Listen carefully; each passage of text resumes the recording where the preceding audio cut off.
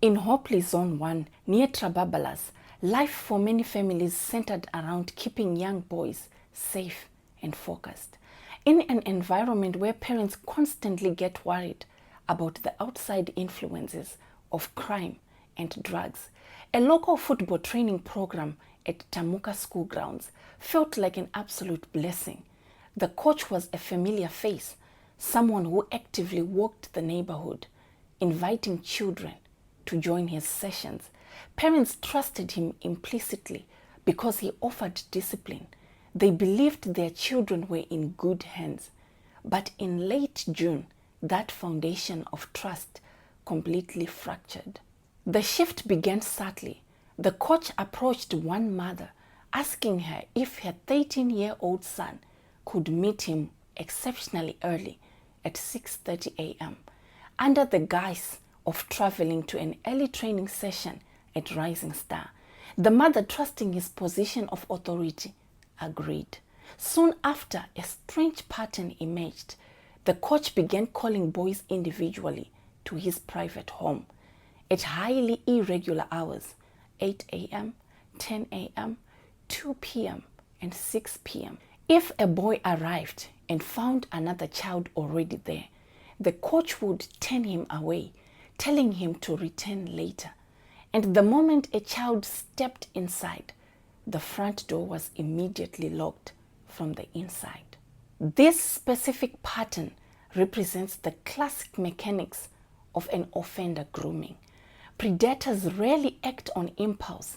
Instead, they meticulously construct environments that minimize risk to themselves. The scheduling of individual staggered appointments serves as a dual purpose. First, it establishes control over the victim's time. Second, it ensures absolute isolation. By turning away the overlapping children, the offender actively prevents any third-party witnesses from disrupting the environment or observing behavior. The locking of the door is the final physical boundary, a psychological signal to the victim that their access to the outside world has been entirely severed. And it was within this locked environment that the boundary testing escalated. On the 28th of June 2026, the true nature of these isolation sessions came to light when several boys fled the home and alerted adults in their neighborhood.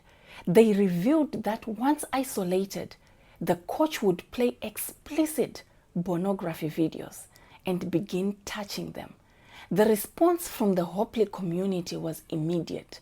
Recognizing the severe psychological and legal implications, parents bypassed any further confrontation with the coach and took one child directly to the hospital for a professional medical examination. At the hospital, the medical staff took a step that is vital in modern criminal investigations.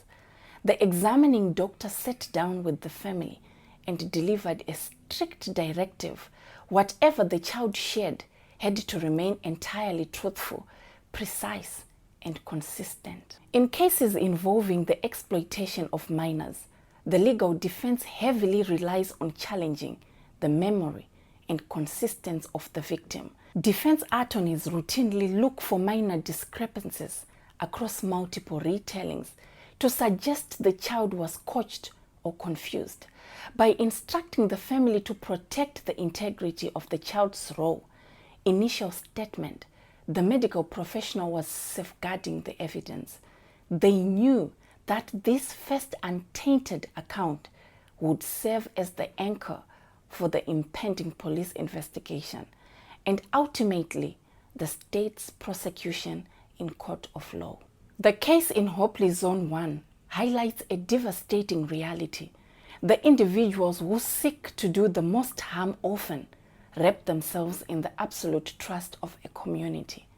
But while the coach utilized structure to isolate the victims, it was the swift, coordinated structure of the parents, healthcare workers, and the law enforcement that ultimately stripped that control away. When we look at the global landscape of criminal justice, a deeply unsettling pattern emerges across youth sports. In many of the most prolific abuse cases in recent history, the perpetrator is not an outsider hiding in the shadows. Instead, it is the community football coach in this case. These are individuals who actively seek out roles of authority because it grants them the unfettered, socially sanctioned access to vulnerable young boys. The uniform and the whistle act as a perfect shield to disarming parents and forcing children into culture of blind obedience.